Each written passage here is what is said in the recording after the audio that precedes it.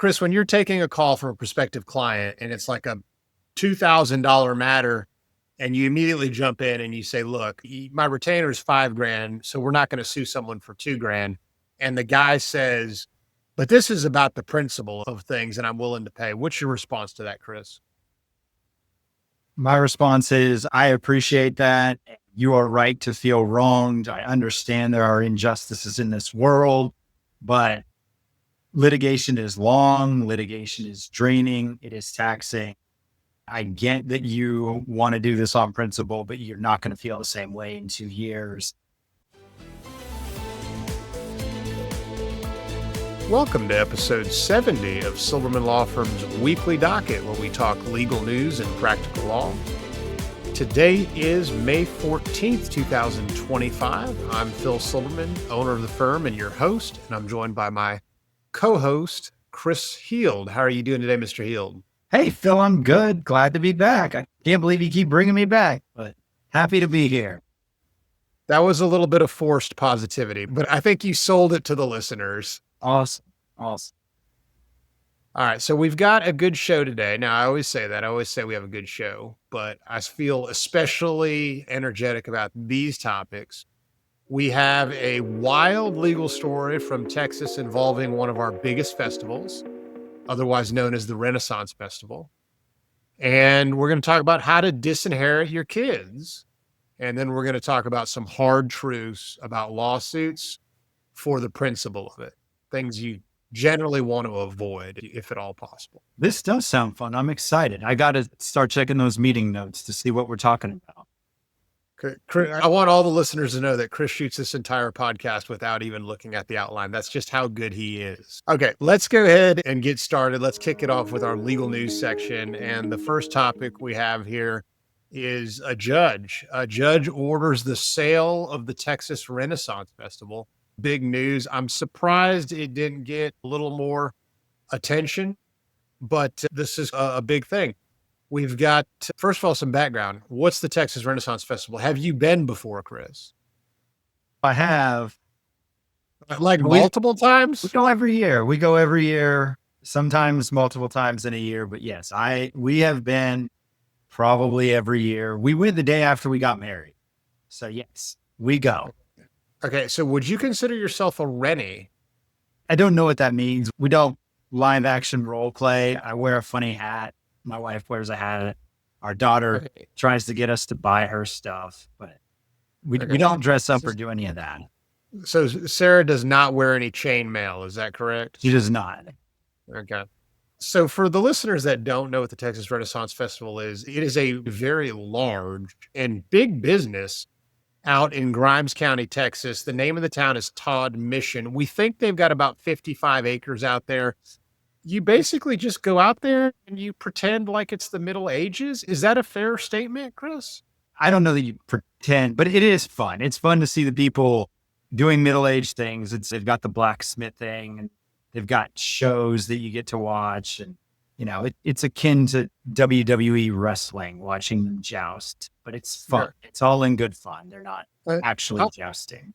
I would agree with that. And I've taken my kids during the day, and during the day, we've had some very good experiences. So you watch a sword fight, jousting, you eat a turkey leg. Especially if you get a low humidity day with some good weather. If it's blazing hot, which it can be in Texas in October when they do it, it's not the best time of the day to go, but it is a good time. Now, the bad news is, Chris, it does have a little bit of a checkered past, okay? There's been some criminal activity out there. Or have you been aware of any of the criminal activity that's occurred out there? Honestly, I have not. Okay. Most of the stuff is happening in these campgrounds, and people, I didn't know this until I prepared for this piece, but there are a lot of people that travel around the entire country going to Renaissance festivals. And this is not just a Houston, Texas thing. They have them all over the country and people get very into them. And they take their campers or sometimes just a car and a tent, and they're in the campgrounds and you sleep. And then you go back the next day for multiple days of merriment. And they've had some issues. In fact, I did not know this. There's a new podcast, which is becoming very popular. go just focusing on the Texas Renaissance Festival legacy and the folklore and all the criminal stuff that has occurred there. And there have been some killings, okay, manslaughters, murders. There was, and I did some research in 2004. There was a stabbing. I don't know if they ever solved that crime. The local sheriff or police went out there after the stabbing, and he was said, "This is just a Renaissance Rennie type of thing. It's not good. These people are very transient." Had a quote from there. And Chris, I think this is like after you and I go with the kids, this is what's happening after dark. Okay. There's been some sexual assaults. There may have been some drug issues, serious allegations of misconduct. And I think there was also somebody shot and killed in the campground in 2020. And I'm not sure what's going on. If it was a 9mm pistol and the guy was just joking around. They go to the Renaissance Festival and they feel like they're invincible and there's no rule of law in the Middle Ages, and maybe that carries over to the campgrounds. I don't know, but certainly a checkered past of some history. If you want more information on that, we are not experts. Check out that podcast. Just search for Texas Renaissance Festival podcast, and it can fill you in on some of that stuff. But let's talk about currently what's going on. And Chris, this is actually a specific performance case. We've done some specific performance. Can you think of, don't disclose any client cases, but are there anything that's coming to your mind of specific performance that you've dealt with at the Silberman law firm? Yeah, absolutely. We've been on both sides. We've represented buyers and sellers. It's fairly common. It's common that people may want it. Sometimes it's harder to get than you might think. But if it's a buyer trying to compel a seller, it's much easier than a seller trying to compel a buyer who simply can't perform. Yeah. And I would argue that generally speaking, the seller never needs the remedy of specific performance against the buyer. But okay, so spoiler alert, this is a specific performance case. It's really interesting. It's just happened a couple of days ago. Apparently, the owner of the Texas Renaissance Festival, has a reputation for being somewhat of an eccentric character, he decided he wanted to sell the property and an adjacent property for around $60 million. Okay. I guess the main Renaissance Festival property was 60 million and then an adjacent parcel for 12 million. We don't know for certain, something about that, around 55 acres, maybe a little bit more. For a market comparison standpoint, Chris, I went on Houston Association of Realtors. I pulled up some acreage. You can buy 70 acres around in Grimes County for around $3 million. So the real value of the land is not just the land, it's the business of the Renaissance Festival and any kind of improvements they have on it. You can assume they have a lease, right? They must have some sort of ongoing lease. Well, that's a good point. Probably when we structured the Renaissance Festival, Chris, we would characterize as a high risk business. And we've done some things, and anytime you're inviting a lot of people to come onto a property to drink and play around with swords and get crazy and pretend it's the Middle Ages, you can imagine what it's like trying to obtain that kind of insurance policy, if you could get an insurance policy at all.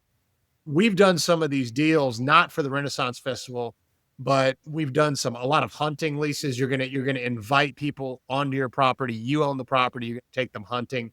That's inherently a dangerous endeavor. Anytime you combine alcohol and bullets and animals. So the way we typically structure these deals, Chris, is we will have a holding company, a single purpose entity for the real estate.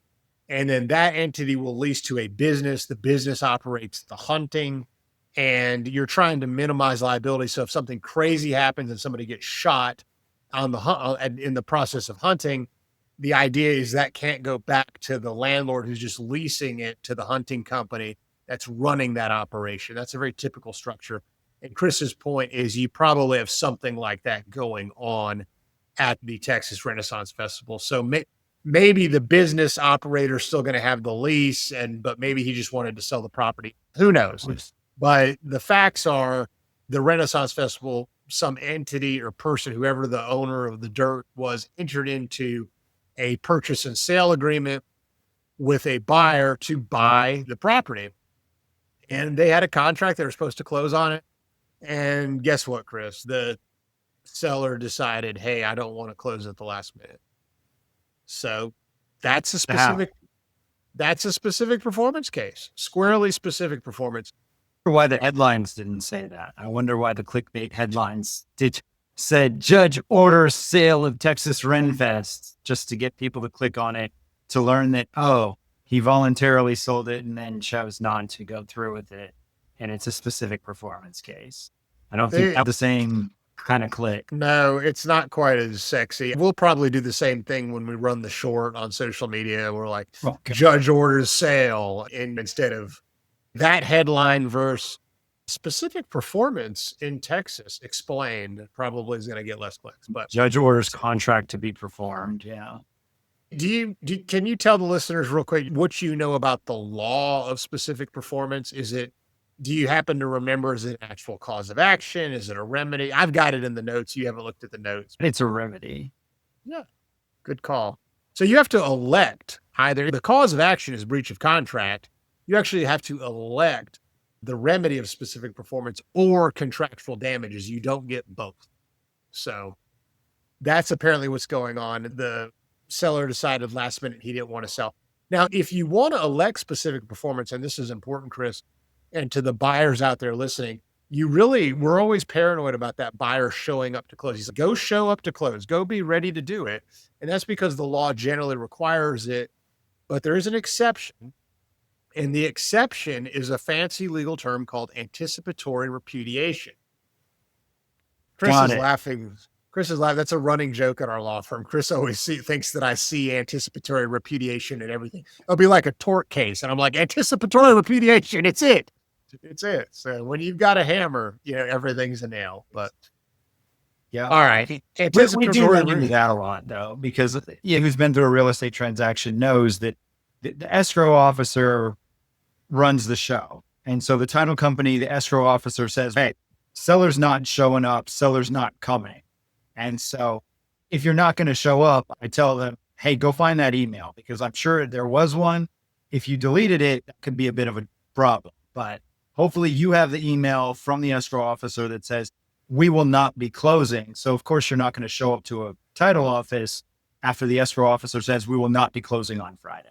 But yeah, that's absolutely right. And that's exactly, we think that's what's happened here with the Renaissance Festival deal, is the seller said he wasn't going to close. So the buyer wasn't then required to show up and live in this fiction that the closing was going to happen. The courts have said if the seller clearly and unequivocally says, we're not going to close, you don't need to show up. But always safer to show up if there's ever a doubt, if you're thinking about a remedy of specific performance at a later time. Show up, check in hand, ready to go. That way you can say, I was ready to buy. Can you imagine starting a little old Renaissance Festival in Texas, and because you happen to be a fan of Dungeons and Dragons or whatever, and then the next thing you know, like you're selling your property for what, $72 million or $60 million, some huge amount, whatever it is. I thought it was like 45, but there was like 15 in legal fees. I thought the seller actually had to pay the legal fees too. I think that was right. I think there was a ton of money in legal fees as well. And I think he got tagged for that. I don't know what's going to happen. I don't know if the legal fees are going to get paid, or they're just going to roll over and say, all right, now we're going to go ahead and complete the transaction, or they're just going to, maybe they try and appeal, but good luck with the appeal. All right. That brings us to our next section of the show, which is our legal question section. And Chris, you're going to have to carry the team on this one, because we're talking about disinheriting your kids. You don't remember this if you don't give any specifics that would give the client away. We used to have this little old lady that would come into the office about once a month, and she would change her will. And it was dependent upon which kid had upset her that month. And it was great business, but I don't recommend it. It's really very fickle kind of thing. But some people, they really want to disinherit their kids, and that's their right. And some of the kids are awful people and they deserve to be disinherited. But let's say you want to do that. What is the best way? You've got this will, Chris. First of all, do you just admit them? Do you just don't even talk about the kids, or do you explicitly disinherit them? Like, I had 5 children and I don't want to give any to any of them. or do you give them $1? These are all things that I've seen. What do you think, Chris? The dollar thing is a misconception, but pragmatically speaking, what I recommend is list your children, because not to mix up issues, but one thing that comes in when you're talking about undue influence or incapacity is, did the person know the objects of their bounty? Okay. So you want to demonstrate that the person knows who their children are. Hold on. Objects of their bounty. That sounds hot. Is that something like, what does that mean? I believe it means you have to know who your children are and who would inherit. Okay. It sounded hotter than it actually is. All right. But anyway, Individuals who are likely to receive a share of a person's estate, typically due to their close relationship. okay. But yes, it's case law. As we know, we have a case law system where jurisprudence tracks for hundreds of years. So that's what it says. So you want to make sure that the testator knows who their kids are. There's nothing quicker to a will contest than misnaming children or listing someone as deceased who's not deceased, which in all fairness is usually a mistake by the attorney who's just not paying attention to the intake and is writing everybody's name down, and they just write it wrong. It's not usually because the person doesn't know who their kids are.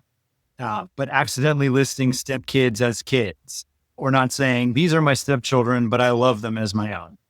Anything someone can pick apart when it comes to, hey, I didn't get anything from this will, they're going to go through the will with a fine-tooth comb, and they're going to find any typo, any mistake, and they're going to attack that. So my answer to your question is identify them and then say, I expressly make no provision for this person. Got it. So the dollar, what's up with the dollar thing again? Why are people leaving them $1, and what's the downsides to it? It's one of the fun things that we get to hear about that we'll never stop hearing about, that whoever made it up shouldn't have. But a lot of people still come to us and they say, I've told that if you leave something to someone, then they cannot contest your will. So you leave them $1, and that serves as a pure stop, just a complete block defense to challenging a will. And it makes no sense. I don't know who made it up. I don't know why they made it up. But if I leave my child $1, they can, of course, still come back and challenge the will. Anybody can challenge a will for good cause. So as I said, I think the better course of action is just identify them and say, I make no provision for them. That way you're laying your wishes out there, you're expressing them, you're not giving them some nominal gift in order to fulfill some legal fallacy. Yeah. Is there any exposure? This is one thought I had. When you give them $1, they do then take under the will. So they do acquire some rights, and they're entitled to that process in the probate court. Does that cross your mind at all?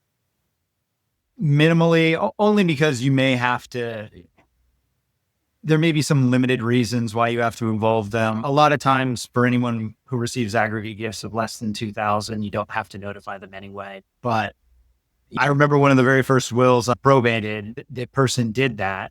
And my boss at the time told me, you should probably send him a check for $10. The will says do it. So tell the executor he needs to send his brothers a check for $10. It's a nuisance. It's annoying. It does, as you said, it does technically make them beneficiaries under the will. So it could have further legal ramifications. It would be rare. It's more just, why do it? Why create that extra burden for your executor? There you go. All right. I think we basically nailed that one. We've covered objects of bounty, the $1 myth, and all kinds of good stuff. So we've done good work on that. That brings us to my favorite part of the show, rant and rave section. And we're talking about lawsuits for principals. Chris, when you're taking a call from a prospective client and it's like a $2,000 matter, and you immediately jump in and you say, look, my retainer is $5,000, so we're not going to sue someone for $2,000. And the guy says, but this is about the principle of things and I'm willing to pay. What's your response to that, Chris? My response is, I appreciate that. You are right to feel wronged. I understand there are injustices in this world, but litigation is long. Litigation is draining. It is taxing. I get that you want to do this on principle, but you're not going to feel the same way in 2 years. We just can't do this. This is not going to end in a way that's going to make you happy. You're going to be frustrated by the process. And I don't like taking cases that I know are going to end with my client. No. Yeah. That's an excellent response. The only thing I might add to that is I'll throw into some kind of sound bites. Look, the only people who are going to win in this are the lawyers because we're going to get paid. And after you've been going on this thing for a year and a half and you have 30 grand in legal fees over a $2,000 matter, how's that going to make you feel at night? And even if you have more money than you can shake a stick at, it's litigation is not fun. You still have to show up. You might be deposed. And it's just not fun going down to the courthouse and getting in the metal detectors. And hey, look, bad things can happen. Litigation's unpredictable. You don't know what kind of counterclaims you're going to invite. So lawsuits for principals are almost never a good idea. I did have a chimney cap I'm trying to get installed on my house, Chris, and the guy like defrauded me for $500. We paid him $500 and 6 months later I've got no chimney cap. So I'm like, I'm really mad at it and mad about it. And I'm doing everything I can. So now I empathize with the client because I'm like ready to file a lawsuit in district court. The filing fee's $300, I think. And the filing fee may be $400 down. The service may be like $150 or something. And I'm ready to spend more money filing and serving than I am the total value of controversy because I will not be wronged. And I understand how, and I'm trying to become at peace. Sometimes it is okay to be wrong. You're exactly right. And I'm not just saying it to say, I tell them, I say, you are right to feel this way.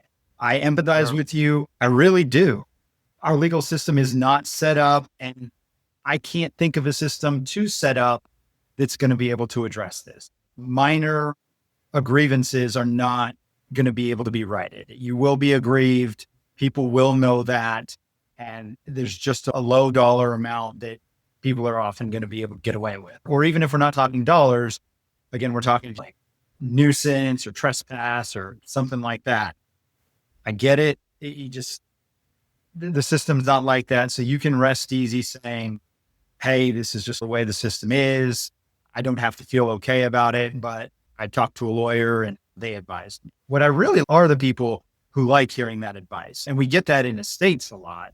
When I say, hey, look, this absolutely is not worth pursuing. Just because someone dies does not mean you have to probate their estate. If there's $2,000 in a bank account and there's an old car and someone's asking you, what are we going to do with dad's old car? You don't always have to open the probate. Sometimes you can say, I'm not going to mess with that. I'm not going to spend the money. I'm not going to spend the time and the heartache. I'm just going to let it go. And a lot of times they're relieved to know that they don't have this burden that they have to take on. So I like those calls. Yeah. I've got a friend of mine and his dad has about 100 rental homes and the maintenance guys all the time are stealing from him. And the dad, he's a wise man, probably 80 years old. So son, if the maintenance man took that ladder, I guess he just needs it more than you. So that's the way I'm thinking about it. The guy took my $500 for that chimney cap. I guess he just needs it more than me. I hope my blood pressure is going to be lower and I'm going to live longer. And I think one of our big takeaways for this show is it's okay to be wronged. And if you're going to get into litigation, you better be sure you know your way out because the lawyers like us, we're going to win. We're getting paid either way, people. So let's be sure there's a plan in litigation, and lawsuits for principals usually don't go well. I can't tell you, just in the last couple of months, actually, to your point, we have had a couple of cases that the people say, look, I know this is low dollar, but we've taken the case on the theory that, okay, pretty straightforward. And the cases were, but then the people came back and said, okay, you want to go into this? We'll go ahead and go into that. And it turned out to be much worse for our client. And of course, they didn't disclose all of that to us. They just said, I just want to focus on this. So that's great. They don't. They would also like to focus on this. We're at the courthouse. The judge is going to hear all of it. Yep. Yeah, that's absolutely right. Good advice. Good advice today. All right. That brings our show to a close. I've been your host, Phil Silberman. Chris Hield has been my co-host. Like us, follow us, review us wherever you get your podcasts. As a reminder, nothing in this show is to be considered legal advice, and this has all been for entertainment purposes only. If you do have a legal question, email us at info@silblawfirm.com. That's INFO @silb, S-I-L-B like boy, lawfirm.com. And tell us you want it publicly answered in the podcast. Everybody enjoy the rest of your week and have a great weekend.